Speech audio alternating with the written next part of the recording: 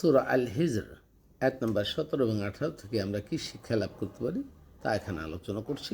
ওয়াহাফিজনাহু মিন কুল্লি শাইতানির রাজিম। আল্লাহ বললেন, প্রত্যেক অভিশপ্ত শয়তান থেকে আমরা তাকে সুরক্ষিত করেছি। তার মানে কোরআনকে সুরক্ষিত করা হয়েছে। যেমন সূরা আশ-শুআরা আয়াত নম্বর 212 কোরআন নাজিলকালে ইবলিস শয়তানকে কোরআন শোনা থেকে দূরে রাখা হয়েছিল। এখানেও তাই করা হয়েছে যে একই কথা আবার এখানে বললেন, বিতাড়িত শয়তান থেকে, অভিশপ্ত শয়তান থেকে আল্লাহ তাআলা শয়তানের শোনা থেকে রক্ষা করা হয়েছে। কীরকম শোনা থেকে রক্ষা হয়েছে?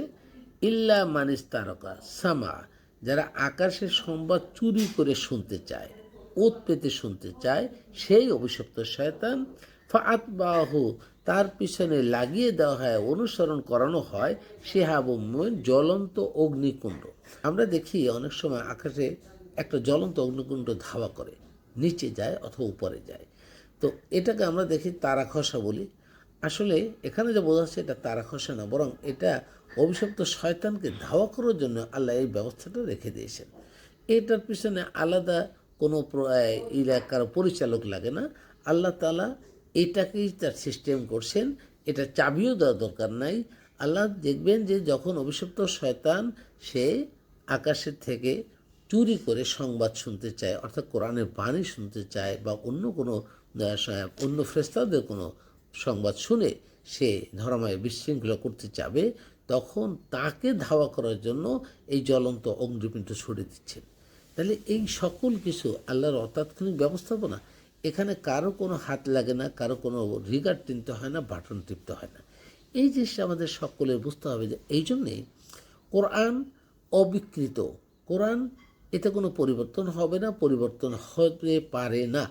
কিন্তু যখন শয়তান বা অভিশপ্ত শয়তান কোরআনের কোনো কিছু নকল করতে পারবে না, পরিবর্তন করতে পারবে না, তখন শয়তানের ভিন্ন প্রক্রিয়া হলো মানুষের মনে ওয়াসওয়াসা দেবে, মানুষের মনে এই কোরআন বিরোধী তথ্য ঢুকিয়ে দেবে।